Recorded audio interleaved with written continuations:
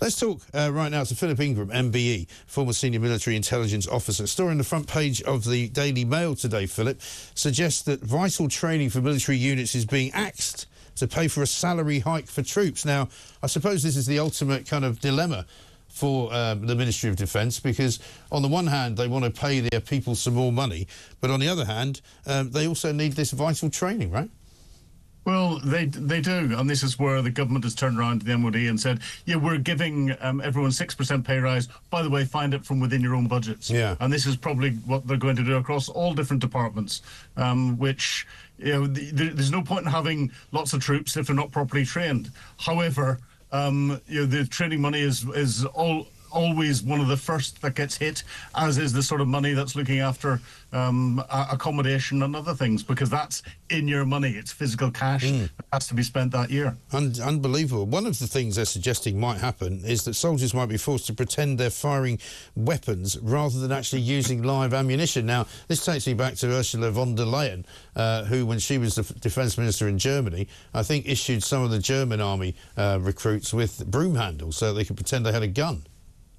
Well, when I first went through my military training, there were a number of exercises I went through where you shouted bang, bang. There wasn't even enough money for the blank ammunition that you use. So this is nothing new, but it exemplifies, you know, exactly what's going wrong here. And at a time when the world is getting more and more unstable, we need to be maximising the training opportunities for our troops, because you know, only properly trained troops can be at the level of readiness that you need to go and deal with any incidents. And if you cut back on training, yeah, that's like taking the insurance policy that's got all of the exclusions on it that mean that it's worth nothing if you ever have to claim against it. Well, exactly right. I mean, James Clever's got a piece in the Mail saying, you know, it's never a good time to cut military spending, and now it's particularly not a good time because our political leaders have been telling us for the best part of the last year or more, particularly since the Russia-Ukraine war, that the world is a very much more dangerous place now.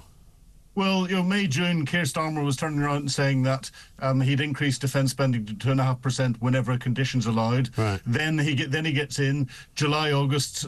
He appoints his ministers, and one of the first things that his ministers did in August was send a memo around defence contractors saying we're looking for emergency cuts, and it was reported it was 2.5%, and come up with those plans either through efficiencies or through savings. So he's not spending any more money; he's actually cutting money, right. And he's bluffed us the whole way through the election that he's concerned about our defence. That's just another thing to add then to the list of U-turns from Sir Keir Starmer, isn't it? Because this is a man who's going to get up later on this morning and claim that he wants to be the moral guardian of the nation. But almost everything that he said he would do before the election, he hasn't done. And almost everything he said he wouldn't do, he has done.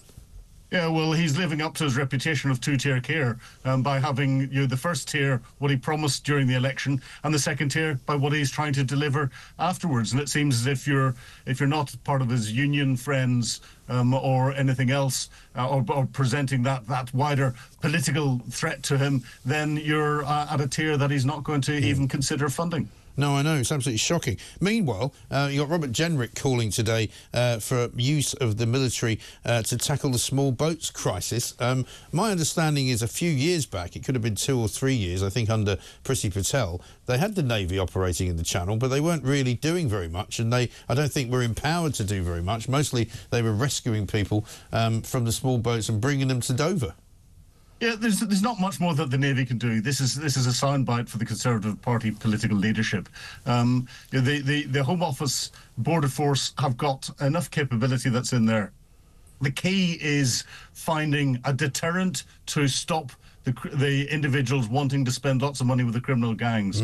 Fight law enforcement into destroying the criminal gangs, which the National Crime Agency has been doing for the last couple of years, but the amount of money that they're making means it's an uphill struggle, so more money into the National Crime Agency. But that relies on international relations, so it relies on the French, the Germans, the Italians, and everyone else doing their job as well. So it's really quite complicated. Yeah. Putting the Navy in just isn't going to affect things. It's going to make it easier to pick up the boats in the middle of the Channel and bring them back to the UK. Yeah. But again, there needs to be a way of getting individuals that come in illegally out of the country as quickly as possible. That's the thing, and it's Tom Tugendhat. Sorry, my mistake. It's not Robert Jenrick who's calling for this. But I mean, the Navy in our sort of current modern day state is not very big anyway, is it? I mean, we've not exactly got a plethora of boats we could put out there.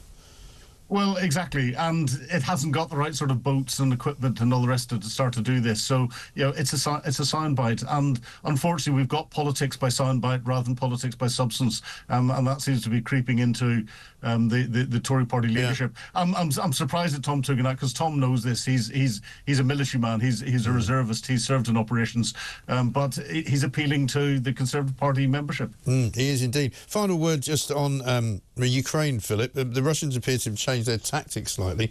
Second day of Russian strikes hitting Ukraine. A lot of cruise missiles being fired in to parts of Ukraine. Is that in response to the sort of encroachment into Russia that the Ukrainians have made?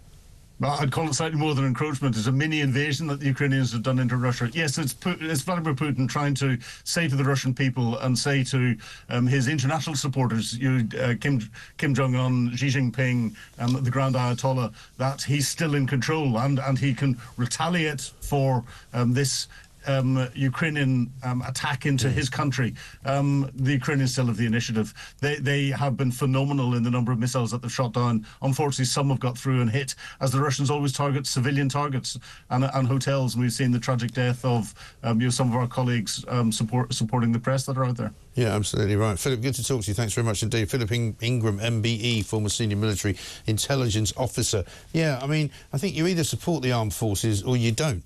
You don't say you're going to support them. You don't say you're going to increase the budget, as Keir Starmer did, and then pull the rug, do you? I mean, these are people who need the money, surely, to heavens, and particularly in these times in which we live.